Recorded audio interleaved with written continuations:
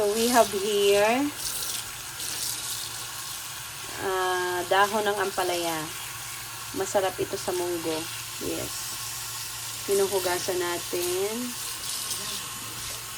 para maluto natin. Pwede rin ito dahon ng ampalaya tea in the morning. Yum, yum, yum.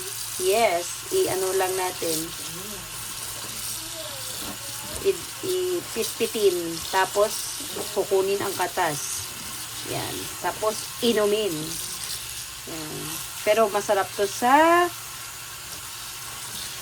munggo. Dahon ng ampalaya. Kahit umuulan, kumuha tayo. And we have also talong. Yan. At may ampalaya din.